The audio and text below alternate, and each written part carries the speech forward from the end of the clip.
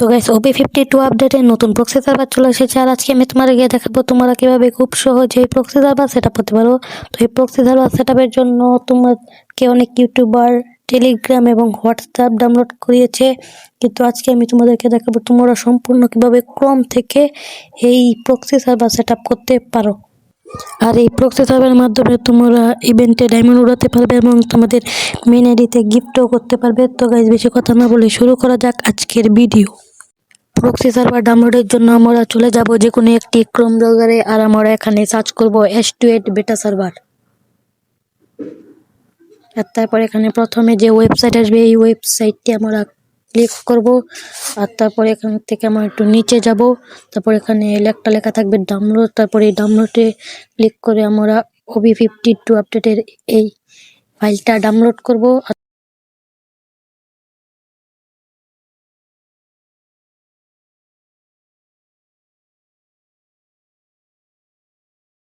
এখান থেকে আমরা H28 বেটা সার্ভার এই অ্যাপটাকে ডাউনলোড করব। তো আমাদের এই অ্যাপটা ডাউনলোড হয়ে গেছে। তো আমরা এখন এই অ্যাপের ভিতর ঢুকবো। তারপর এটা ফ্রি ফায়ার যেরকম এভাবে একটু লুট দেবে, তোমরা একটু অপেক্ষা করবে।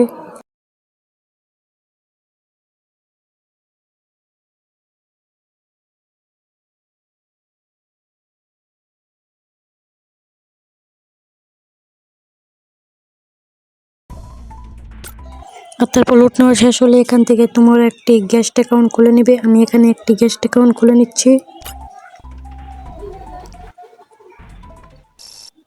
তোমাদের গেস্ট অ্যাকাউন্ট খোলা হয়ে গেছে। এখন আমরা এখানে একটা নিক নেম দিয়ে দিব।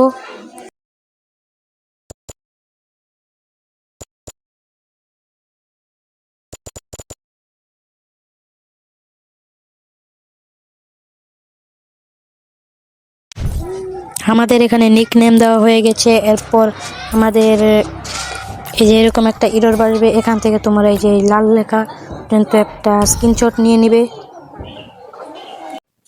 তারপর তোমরা এখানে চলে যাবে তোমাদের ফোনের ক্রোম ব্রাউজারে। তারপর এখানে তোমরা গুগল লেন্সে ক্লিক করে এখান থেকে তোমরা যে স্ক্রিনশটটা নিয়েছো সেটা ইউআইডি কপি করবে। ইউআইডি কপি করা হয়ে গেলে তোমরা সার্চ অপশনে সেখানে লিখবে আনলক FF বেটা।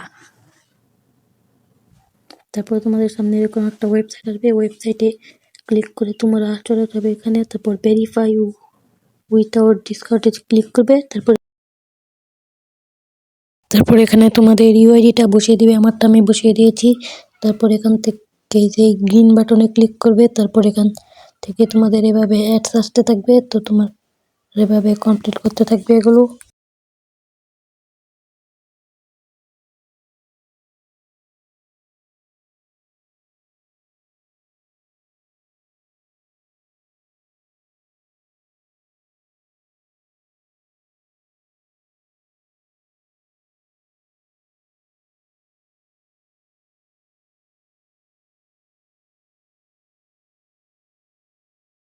তো এখানে তোমরা দেখতে পাচ্ছ আমাদের প্রক্সি সার্ভার সেটআপ হয়ে গেছে।